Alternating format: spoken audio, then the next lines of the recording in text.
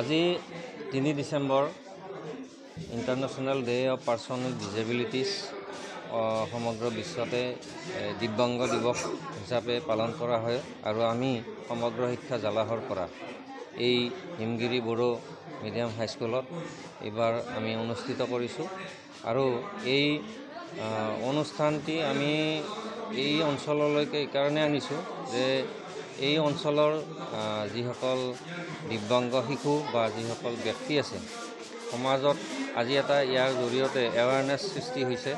আমি প্ৰচেছনৰ জৰিয়তে তেওঁলোকক অলপ হ'লেও আমি জনাব বিচাৰিছোঁ যে দিব্যাংগ শিশুসকলে শিক্ষা পাব পাৰে আৰু তেওঁলোকে এলাগী নহয়, তেওঁলোকৰ কাৰণে বিভিন্ন সা সুবিধা আছে।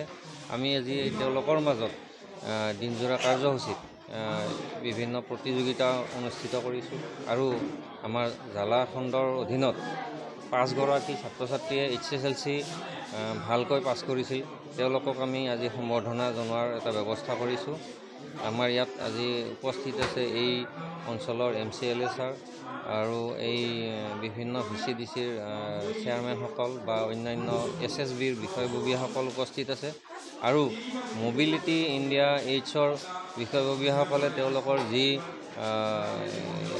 এটা মানে তেওঁলোকৰ হেৰিবিলাক আছে, সঁজুলিবিলাক আছে ইয়াত নিদৰ্শন দেখুৱাই গৈছে।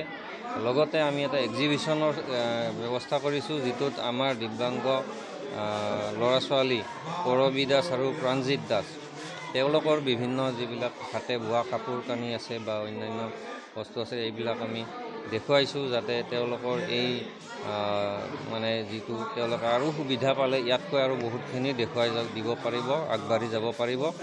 তো এনেকুৱা ধৰণৰ আমি এই আজি দিনজোৰা কাৰ্যসূচীত সকলোৰে সহযোগত আমি সকলোময় পালন কৰি আছোঁ আৰু কিছু মুহূৰ্ত বাকী আছে আজিৰ দিনটোৰ ভিতৰত।